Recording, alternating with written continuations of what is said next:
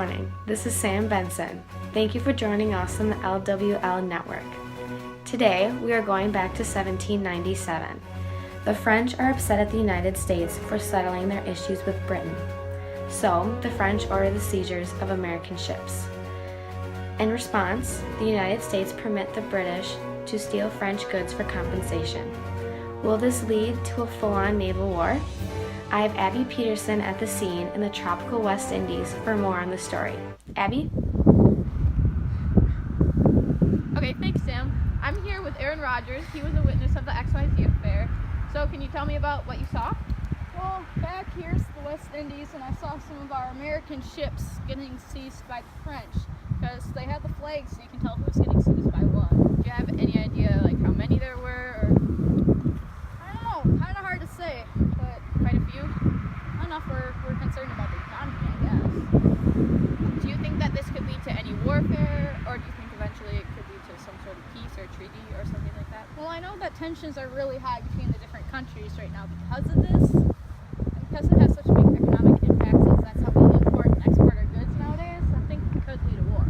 Yeah, okay, so I've been seeing and hearing this slogan everywhere. Could you tell me that slogan, what it's about? Oh, you mean millions for defense but not 1 cent for tribute? Yeah, that one. Okay, so that's basically us in America saying we'll pay millions for the defense of our country, but we don't want to have to pay 1 cent toward that bribe of the XYZ affair. So do you think things like this could lead to any economic gains or losses, like more losses than gains? Well, like I was saying, our economies are kind of suffering right now because of all that's going on with the ships. I believe I've heard $20 million in debt as of now. It's a lot. Yeah, that is a lot. So anything else you have to say on this whole thing? Don't know. Just hope that the leaders get it figured out and we don't have to go to a full-on war because we just kind of got done with one. I agree. Thank you for talking about this with me today. All right, back to Sam in the studio. On November 19th, 1794, United States and Great Britain representatives met and signed Jay's Treaty. Jay's Treaty resolved any lingering issues between the two countries from the American independence years earlier. Jay's Treaty helped maintain peace between the two countries and secure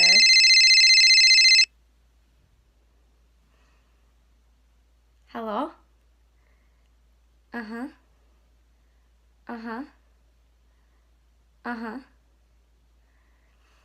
This just in. I have news that the Treaty of Mortefontaine was just signed by the United States and France.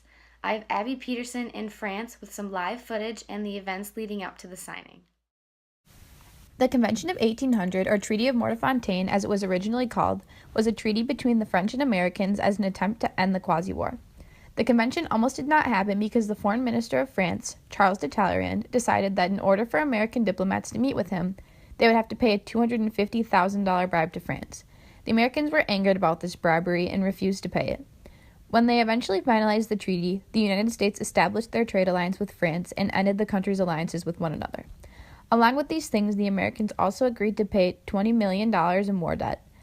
The convention was finally ratified in 1801, bringing peace between the two countries. As we are running short on time this morning, I'm going to take these last couple seconds and tell you how the XYZ affair got its name.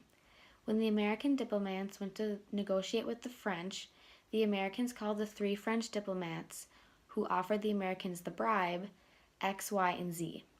Well, that is all we have for time today. Join us back next week for the highlights of tonight's girls hockey home opener at 7:30 versus Cottage Grove at Hastings Civic Arena. We will see you there, and thank you all for watching.